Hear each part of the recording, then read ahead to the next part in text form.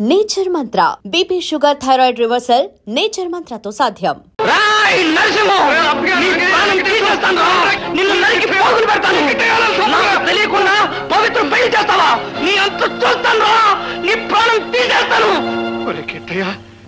చెప్పేదనరా ఆ తర్వాత చంపుతావు నరుగుతావు అని ఇట్టనరా.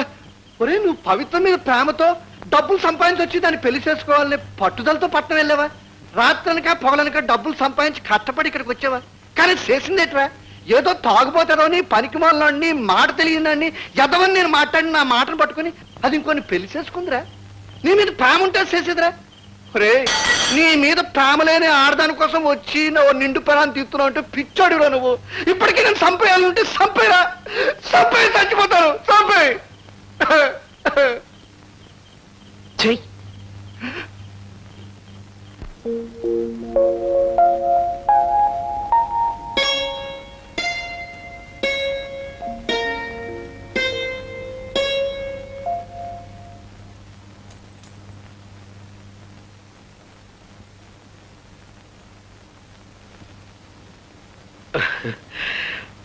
పొద్దున్నే దేవతలా కనిపించి నేను చూస్తుంటే నేను పసివాడిగా ఉన్నప్పుడు నన్ను నిద్ర లేపే మా అమ్మ గుర్తుకొస్తుంది. మా అమ్మలాగే నువ్వు కూడా మహాలక్ష్మిలా ఉన్నావు. కాకపోతే ఒకటే తేడా, మా అమ్మ నన్ను తట్టి నిద్ర లేపేది, నువ్వు నన్ను ముట్టుకోకుండానే నిద్ర లేపుతున్నావు. అవును, ముట్టుకోకుండానే నిద్ర లేపటం ఎక్కడ నేర్చుకున్నావు నువ్వు?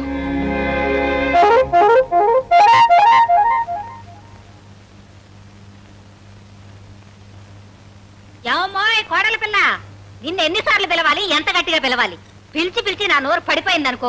ముసలాయన తెల్లారుదామని పొలానికి వెళ్ళాడు. ఆయనకు పనేడుతో టిఫిన్ ఏమన్నా పంపించావా? మీ అబ్బాయి గారికి ఇప్పుడే కాఫీ ఇచ్చేస్తున్నానండి. ఇదిగో ఇప్పుడే పంపిస్తాను. ఆ కుంటి వెధవ కాఫీ కాస్త ఆలస్యమైనా పర్వాలేదు. ఆడికేం పని ఆ పాట. ముందు మా అల్లుడు గారిని లేపి కాఫీ ఇదిగో అమ్మాయిని లేపావు, దానికి పొద్దున్నే లేపితే కోపం వస్తుంది. వెళ్ళా. అలాగేనండి. అర్రే అన్ని నా పోలికలేనేవి. రామారా, రోజు పని మనిషి చేత్తో కాఫీ అందుకుని కర్మ కర్మ అని తిట్టుకుంటూ తాగేవాళ్ళం. ఇప్పటికి నీ చేత్తో తాగే అదృష్టం పట్టింది. ఓహా, మా ఆవిడ చూసావా గౌడు గెదిరే ఎలా పడుకుని నిద్రపోతుందో? రోజులో ఎక్కువసేపు గురక పెట్టి నిద్రపోవటమే దాని జీవిత ధ్యేయం. ఇదిగో మా పెళ్ళైన మొదటి రోజున పాల గ్లాస్ పట్టుకుని నా గదిలోకి వచ్చింది. గ్లాస్ నా చేతికిచ్చి టపీమని కాలమే పడింది. నేను ఇంకా ఆశీర్వాదం కోసమేమో అనుకున్నాను. చూస్తే గురక పెట్టి నిద్రపోతాను. సరే పొద్దున్నే లేపి అది తెచ్చిన పాలు దాని చేతే తాగించాను. తాగింది, మళ్ళీ పడుకుంది. నీకో విషయం చెప్పనా? మీ ఆడవాళ్ళకి నెలలు నిండాక నొప్పులు వస్తాయి కదా, దీనికి అసలు నొప్పులే రాలేదు, నిద్దట్లోనే ప్రసవించింది.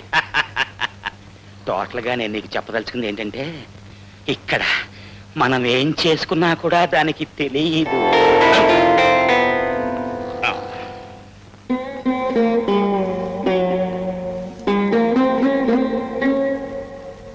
గోదారి గట్టుంది, గట్టు కింద చిచి గట్టు మీద చెట్టుంది, చెట్టు కొమ్మన పిట్టుంది, పిట్ట మనసులో ఏముంది? ఓ ఏంటమ్మో తల్లి, అప్పుడే సామాన్లు చొట్ల బాగొట్టే రక వచ్చావే? అయ్యి మీ నాన్న పంపించిన సారే సామాన్లు కాదు. పుట్టింటి దగ్గర నుంచి ఒక కంచమో గ్లాసో తెచ్చుకుంటే తెలుస్తుంది పాత్రల విలువ. ఒళ్ళు దగ్గర పెట్టుకుంటామో.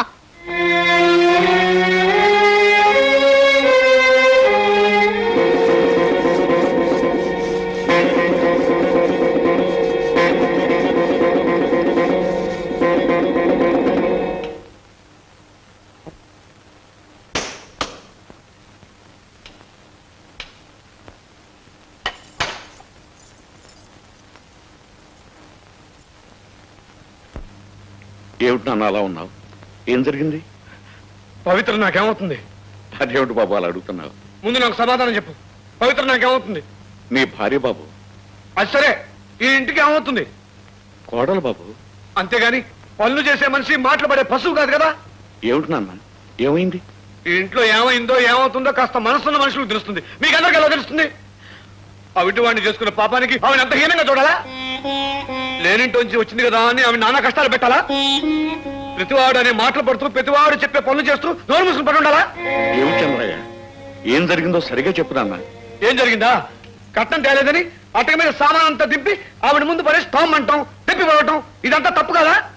ఏ 10 మనుషులంతా చచ్చారా? సరే, ఇదంతా ఆవిడని అవమానించడానికే చేశారనుకుందాం. నీ అల్లుడి గారికే మా రోగం వచ్చింది. ఆయన మహారాజు కొడుక, జమీందారు గారు మనవట. సంతలో పీచు మిఠాయిలు అమ్ముకునేవాడు నాటకం వాడి ఇంటికి అల్లుడయ్యాడు. బావ కదా అని ఊరుకున్నాను, లేకపోతే జాతకం బయట పెట్టేవాడిని. అలాంటి సన్నాసికి నా భార్య వేడి నీళ్ళు కాచేవాళ్ళా? ఏ తన మొగుడికి కావాల్సిన నీ కూతురు చూసుకోలేదా? పైగా ఆవిడ గారు భార్య పొద్దుట నిద్రలు వస్తే నా భార్య కాపీ పిల్లలు అందించాలా? ఇదిగో ఇప్పుడే చెబుతున్నాను, మీరందరూ నా భార్యను మర్యాదగా చూస్తారా? సరే సరే, లేదా ఇప్పుడే ఈ క్షణమే నేను బయటకు వెళ్ళిపోతాం.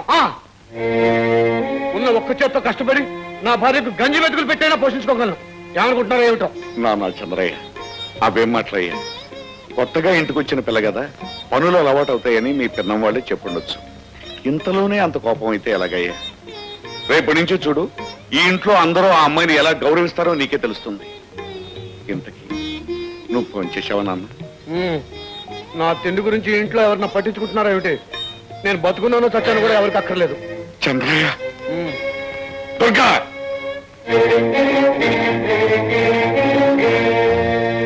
ఏమే దుర్గా, అబ్బాయి అన్నం తిన్నాడా లేదా అన్న ఆలోచన ఎవరికి అక్కర్లేదా?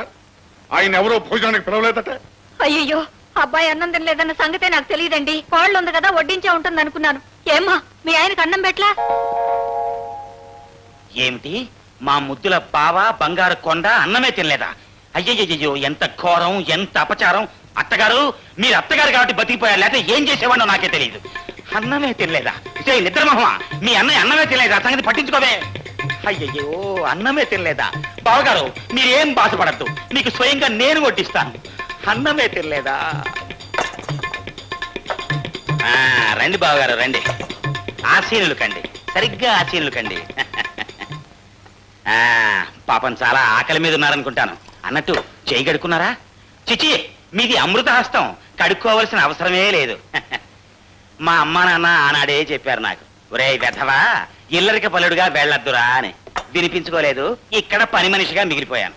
మామగారు, మీరు ఇద్దరు ఆడపిల్లల్ని కనాల్సింది. అదేమిటల్లుడు గారు? ఇద్దరు పని మనుషులు దొరికేవారు మీకు. తినండి బావగారు, తినండి. నా భార్య ఇంకా భోంచేయలేదు, తను నాతో పాటు తింటుంది. దానికి ఏం చేయమంటారు మమ్మల్ని? పోనీ నేను బయటికి పోనా? అలాగే, మరి వీరు మీ కన్న తండ్రి. ఎవరు ఇక్కడ ఉంటాను వెళ్ళలేదు, అందరు వెళ్ళండి. మామగారు, మనం చెట్లమ్మటా పుట్లమ్మటా తిరిగొద్దాం, వారి భోజనం అయ్యే వరకు. రండి. చిన్నప్పటి నుంచి ఇంతే, అనుకున్న పని జరిగి తీరాల్సింది. పదం, అన్నీ మా నాన్న బుద్ధులే.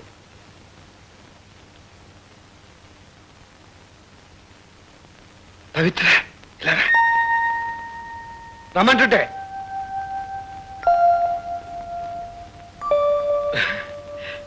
ఎందుకలా భయపడుతున్నావు? నువ్వు ఇంటికి రానివి, కాలు మీద కాలేసి కూర్చో. కూర్చో.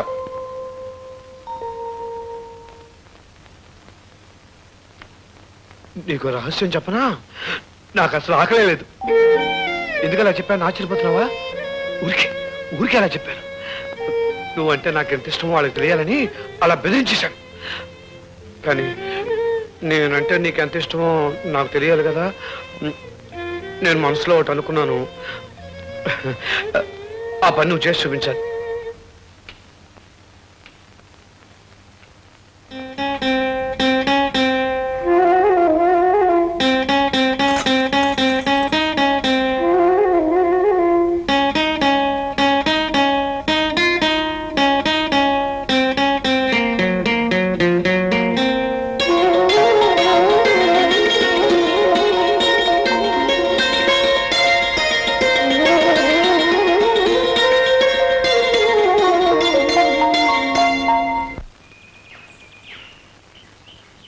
రంగనా, పాలు తీయడం అయిందా?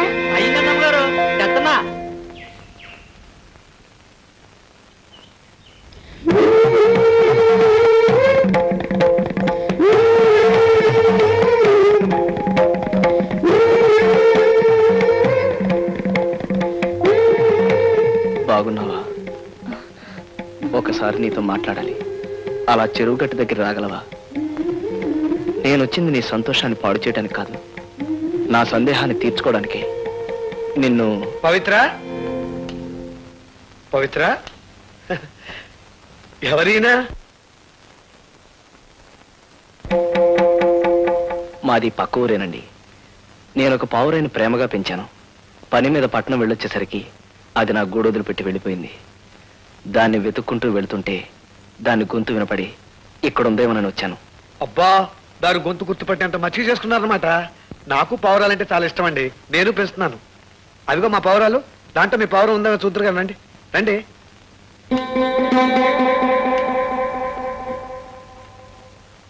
ఇవిగోనండి నేను తెచ్చుకున్నవి, కొనుక్కున్నవి, పెంచుకున్నవి. ఇందులో మీ పావురం ఉందేమో చూడండి. ఉందండి. ఉంటే అదేదో చెప్పండి, వెంటనే ఇచ్చేస్తాను. దానికోసం శ్రమపడి ఇంత దూరం వచ్చారంటే అదంటే మీకు ఎంత ఇష్టమో తెలుస్తుంది. కానీ దానికి మాత్రం నా మీద ప్రేమ, ఇష్టం లేవనిపిస్తుంది. అది మీకెలా తెలుసు?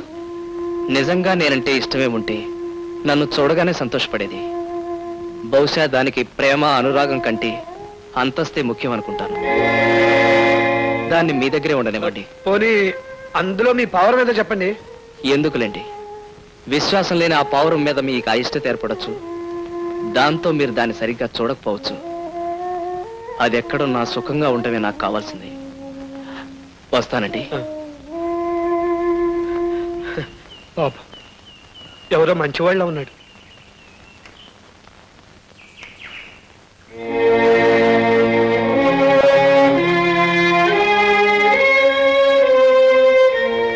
పవిత్ర, కాఫీ పట్టరా. వెంకన్నపురానికి చెందిన శ్రీ చంద్రయ్య గారి కోడికి, కోడిపల్లికి చెందిన శ్రీ ఈరయ్య గారి కోడికి పందెం జరగబోతున్నాయి. ప్రతి ఏడాదిలాగే పందెం అయిన తర్వాత కోపంతో కొట్లాట్లు, దెబ్బలాట్లు చేసుకోకుండా అందరూ ఇందులో పాల్గొనవలసిందిగా కోరుకుంటున్నారు. చంద్రయ్య గారి కోడి గెలుస్తుంది చూడరా. తప్పకుండా గెలుచురా. నా పందెం 100. 50కి 100 ఇస్తారా? 50 నాది 50 నీకు 100 రా. మా కోడి గెలుస్తుంది.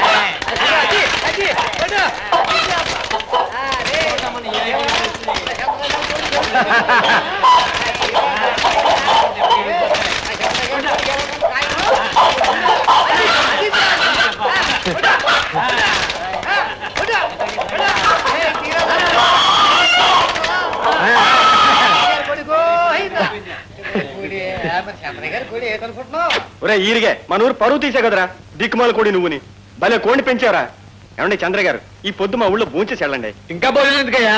నా కోడి గెలిచింది, నా కడుపు నిండిపోయింది. దేనికైనా సమఉజ్యం ఉండాలి. ఏరా కుంటోడా, నీకు సమఉజ్జి కావాలా? ఇదిగో ఏమన్నాను, కుంటికింటి అన్నా ఉంటే మర్యాద దక్కదు. గొప్ప పౌరుషం వచ్చింది. ఏరా కుంటోడా, కుంటోని కుంటోడనక చంటోడు అంటారంట. అదిగో మళ్ళీ అదే మాట మాట్లాడుతున్నాం. కొంచెం కోపగించు. కొంచెం కొంచెం రా, కొంచెం రా.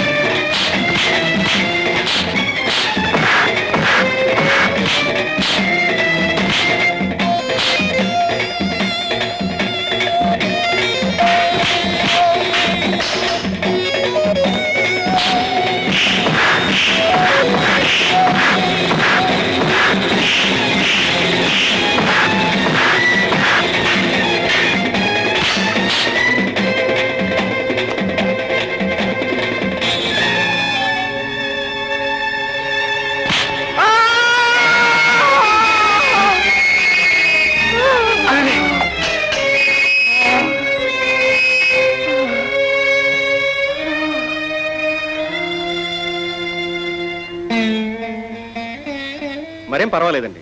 రక్తం పోవటం వల్ల బాగా నీరసంగా ఉంది. 4 రోజులు విశ్రాంతి తీసుకుంటే చాలు. వస్తానండి. లేవు బాబు, పడుకో. బాబు, నువ్వు కాపాడింది నా కొడుకుని కాదు, నా ప్రాణానికి ప్రాణాన్ని, నా కంటికి దీపాన్ని, నా కోడలి పసుపు కుంకాన్ని కాపాడావు బాబు. నీ రుణం ఎలా తీర్చుకోవాలో తెలియటం లేదు. పెద్దవారు అంతంత పెద్ద మాటలు మాట్లాడి నన్ను చిన్నపుచ్చకండి. నేను నా ధర్మాన్ని నిర్వర్తించాను అంతే. నీ ధర్మమా? అవునండి. నేను ప్రాణంగా ప్రేమించిన పావురాన్ని మీ అబ్బాయి చేరదీసి కాపాడుతున్నాడు. అలాంటి వారిని కాపాడటం నా బాధ్యత. ఆ బాధ్యతను నెరవేర్చే అవకాశం కలగటం నా అదృష్టం. నేను వెళ్ళొస్తానండి.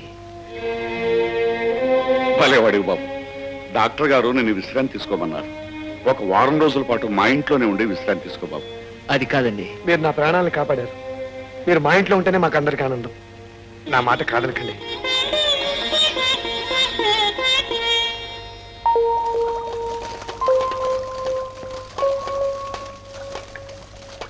పవిత్ర,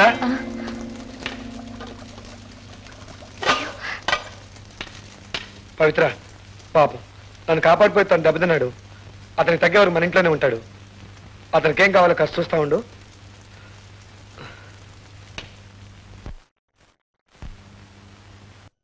మేమంతా నీ సొంత మనుషులు అనుకో.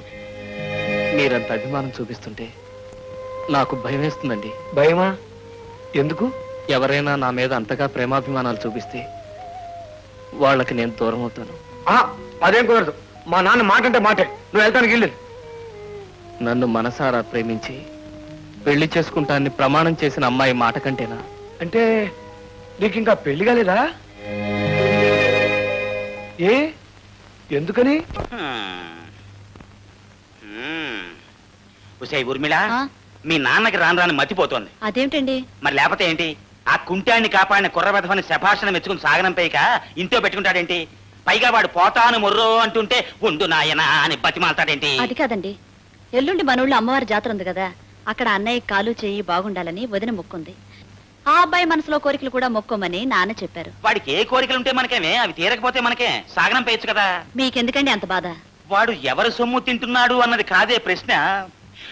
రాత్రి అయ్యేసరికి శివరంజన్ రాగంలో ఆ ట్రాజడీ పాటలేంటే బాబు, వింటుంటే నాకు కూడా దుఃఖం వచ్చేస్తోంది.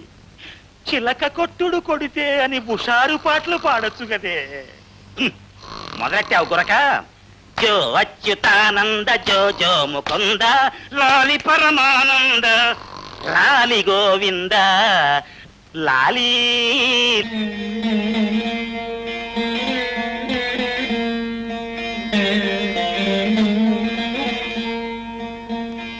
ఈ అమ్మవారు ఈ చుట్టుపక్కల గ్రామాల్లో ఎంతో ప్రసిద్ధికెక్కిన దేవతమ్మ. నమ్మకంతోనూ భక్తి శ్రద్ధలతోనూ ఎవరు ఏ కోరినా తప్పకుండా తీరుస్తుంది. నాయన చంద్రయ్య, ఆ కుంకుమ తీసుకుని ఆ అమ్మాయికి బొట్టు పెట్టు.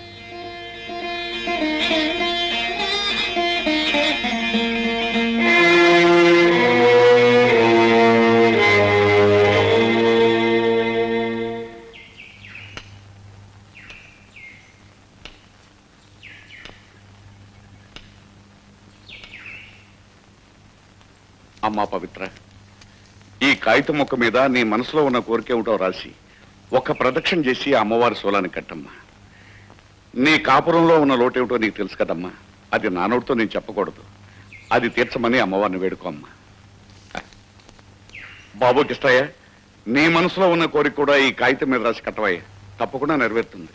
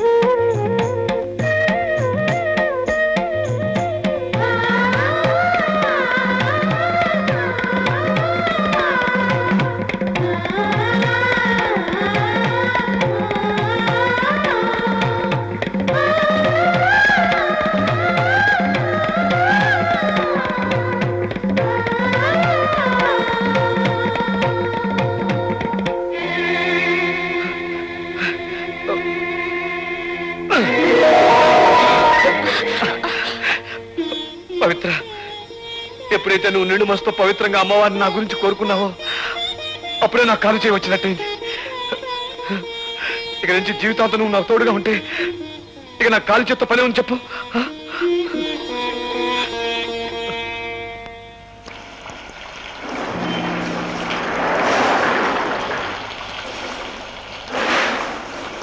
ఏమిటి పవిత్ర ఎలా వచ్చావు? ఓ నిజం తెలుసుకోవాలని. ఏమిటది? పొద్దున్న అమ్మవారి గుళ్ళో ఏమని రాశావు? ఏం రాశాను అనుకుంటున్నావు? నా కాపురం చల్లగా ఉండాలని. అవునా? అలాంటి కోరికలు కోరే గొప్ప మనసు నాకు లేదు. అయితే నీకు నేను దక్కాలని కోరుకున్నావా? పరాయి వాడి భార్యను కోరుకునేంత హీనమైన మనసు నాది కాదు. అయితే ఆ కాగితంలో ఏమని రాశావు? నువ్వేం రాశావు నేను అదే రాశాను. అంటే చచ్చిపోవాలని రాసావా?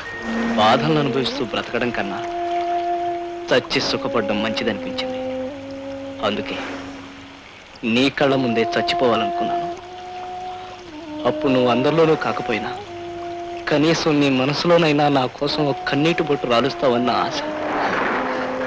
ఎండిపోయి నీ మనసు ఎంత ఏడ్చినా కన్నీళ్లు రావు కిష్టయ్య. నా మాట విని ఓ మంచి పిల్లని చూసి పెళ్లి చేసుకుని హాయిగా ఉంటుంది. నేనంటే అసహ్యం అని చెప్పు, నా మొహం చూపించొద్దని చెప్పు. అంతేగాని ఇంకొకళ్ళు పెళ్లి చేసుకోమని చెప్పే అధికారం నీకే ఉంది. అటువంటప్పుడు నన్ను కొట్టే అధికారం నీకెక్కడుంది? ఇంకా నీ మనసులో నేనున్నాననే నమ్మకంతోనూ అధికారంతోనూ కొట్టాను. చెప్పు పవిత్ర, నీ మనసులో నేను లేను? లేనని ఖచ్చితంగా ఒక్క మాట చెప్పు. ఈ ఊరి నుంచే కాదు, ఈ లోకం నుంచే వెళ్ళిపోతాను. చెప్పు పవిత్ర, నీ మనసులో నేను లేనా? చెప్పు పవిత్ర, చెప్పు.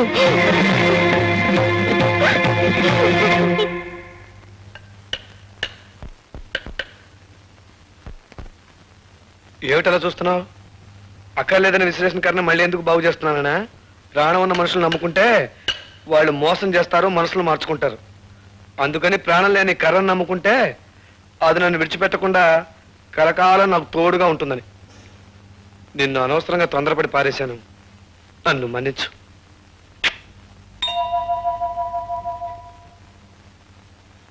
నిద్రమోహమా, కొంచెం అన్నం పెట్టు, ఆకలి మండిపోతుంది. ధర్మపత్ని, ఏంటిది తలుపులేమో బార్లా తెరిచిపెట్టారు, అమ్మవారి గుడిలాగా. మనుషులు చూస్తే ఒక్కరు కనిపించారు, ఎక్కడ తెచ్చారు? ఈ కుంటాడైనా ఇంట్లో పడి ఉండొచ్చు కదా, ఈడు షికారుకి వెళ్ళి అంటున్నాడు పెద్ద. అబ్బో, మా నిద్రమోహం స్నానం కూడా చేస్తుందే. ఎంత పెళ్ళమైనా ఒక్కసారి చూద్దాం.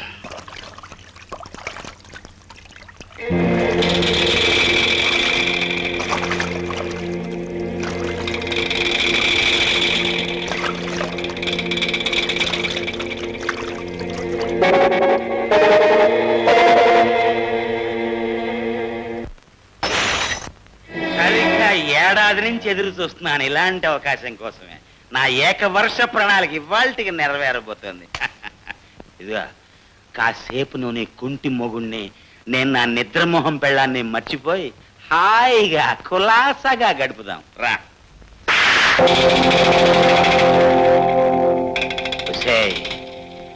నీ బాబుకి ఎదురు కట్నం ఇప్పించి నీ కుంటాడితో పెళ్లి జరిపించింది ఎందుకనుకుంటున్నావే? నాకు అందుబాటులో ఉంటావని. చూడు, నేను ఈ ఇంటికి అల్లుణ్ణి, అంటే ఈ ఇంటికే మొగుణ్ణి. ఇక్కడ నా ఇష్ట ప్రకారం జరిగి తీరాల్సిందే.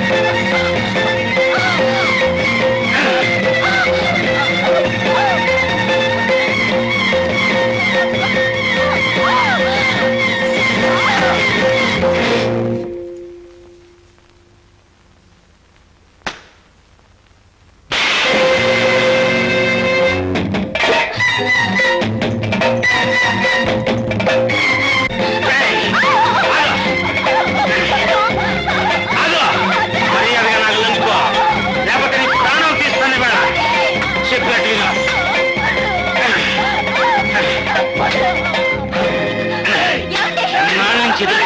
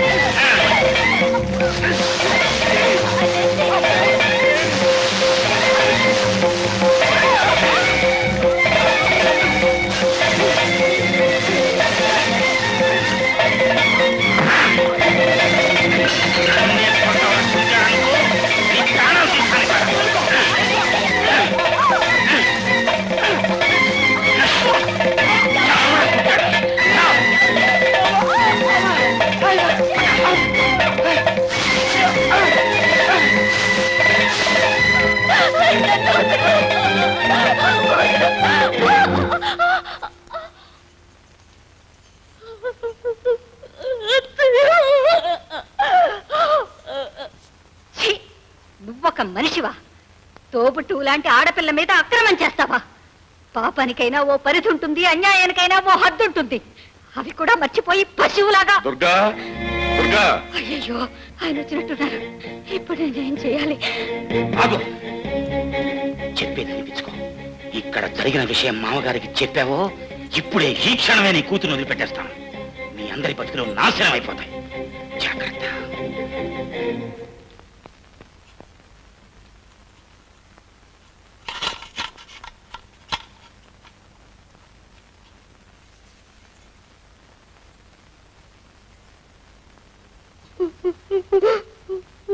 ఎందుకు ఏడుస్తున్నావు అమ్మా? ఏం జరిగింది?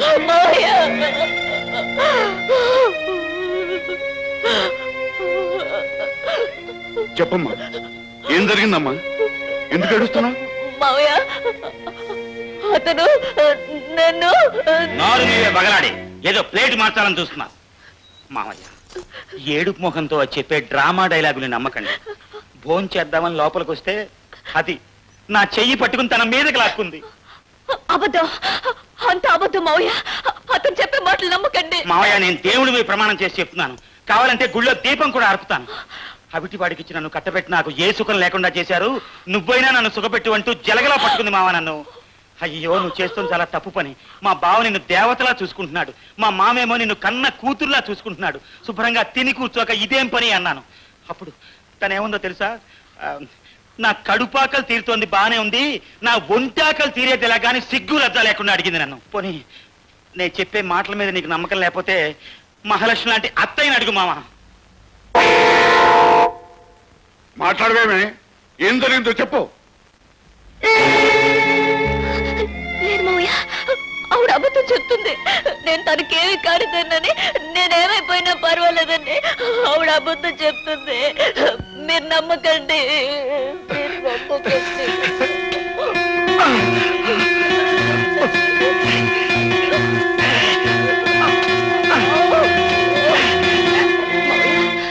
పేగు తెచ్చుకుని రక్తం పంచుకు పుట్టిన కూతురు కాపురు నిలబెట్టుకోవాలని అత్తయ్య అబద్ధం చెప్తుంది. నేను అలాంటి దాన్ని కాదు. నన్ను నమ్మండి మావయ్య, నన్ను నమ్మండి.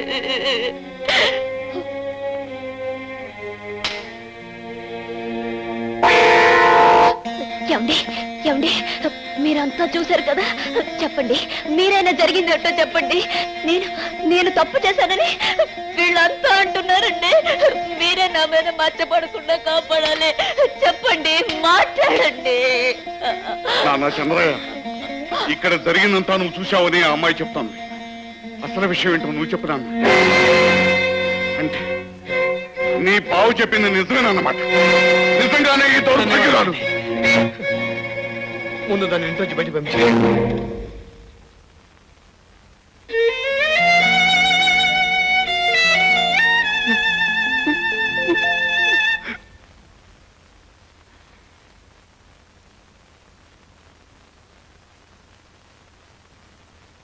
నీచురాల పవిత్ర అని నీ పేరు విని ఎంతో పవిత్రురాలు అని మోసపోయి లేనింటి పిల్లవైన నిన్ను నా కన్న తండ్రి లాంటి కొడుకిచ్చి పెళ్లి చేసి నా తల్లిలాగా చూసుకున్నాను.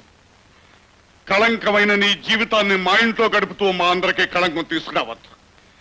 మెడబెట్టి బయటికంటే పరిస్థితి మాకు కల్పించకుండా తక్షణం ఇంట్లోంచి వెళ్తాం.